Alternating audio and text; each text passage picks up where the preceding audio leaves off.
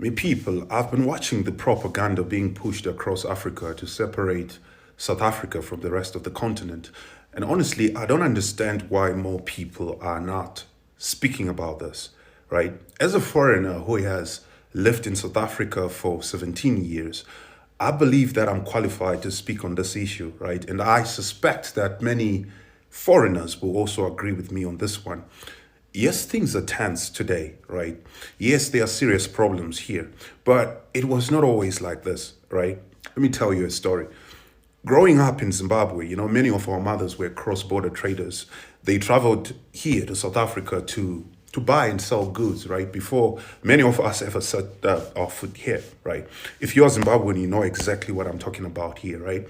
Our mothers came back home with stories of kindness here. They came back with clothes, man, sometimes with food.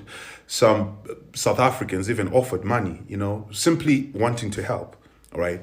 That is why when the Zimbabwe's economy collapsed in 2008, many people chose South Africa, right? We had grown up hearing about the hospitality of its people, right?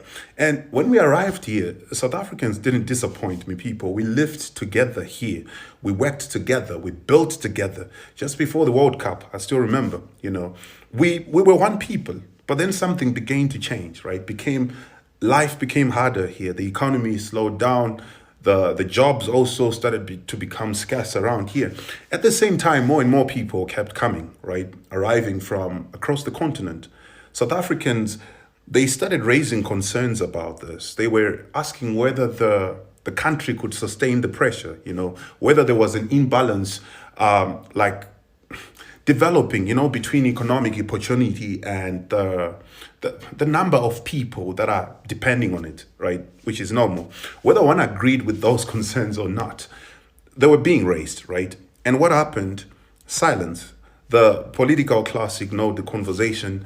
They waited for the pressure to just die down. Then it came back again. They were ignored again, again and again, year after year. This is what was happening.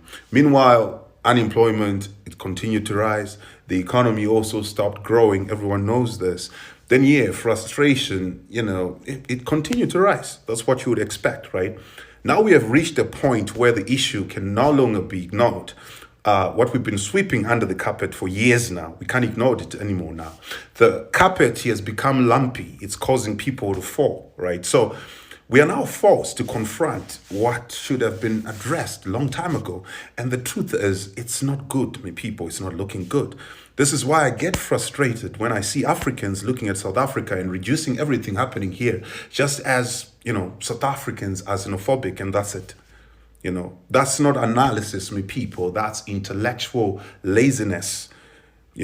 Africa will not be built by slogans, my people, not by emotions. We are too emotional right now, and that needs to end. Africa will build by our willingness to confront difficult conversations. And as a Pan-African, I believe that this situation requires all of us, my people. What is happening in South Africa is not merely a South African crisis.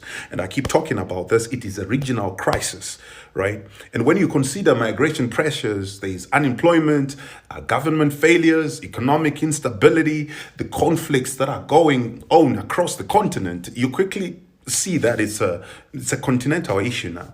So you cannot solve continental issues with national conversations alone. That's what we're talking about here. South Africa needs Africa to listen, not to attack them, not to label them, not to dismiss them, just to listen, right? Because Pan-Africanism itself is not the refusal to discuss problems, me people. It is the courage to discuss them, but honestly, for a change, right? When South Africans say we hear your message about one Africa, but we can't fit the entire continent in South Africa here, that concern deserves engagement, me people, not just attack. Real unity requires honesty and difficult conversations. It requires understanding the forces that are shaping our reality and working together to find solutions to solve them, right? If we cannot do that, then we should as well just stop pretending that we are serious about unity around here, right? And lastly, I want Africans also to understand something important here. Sometimes 2 or 3 things can be true at the same time, right? It can be true that migration issues or migration pressures are real around here, right? It can also be true that citizens have legitimate concerns here. It can also be true that violence against innocent people is not right, and must be condemned. These truths, they don't cancel each other out, me people. Mature thinking allows us to hold multiple truths at the same time. And as Pan-Africanists, we need South Africa in the Africa that we are trying to build here. There is no one Africa without South Africa, right? That is why I urge you, my brothers and sisters across the continent, to try and understand South Africans just a little bit more than the headlines want you to. Because if Africa becomes divided within itself, my people, then those people who never wanted African unity in the first place, they win, right? We can't allow that. Think about it.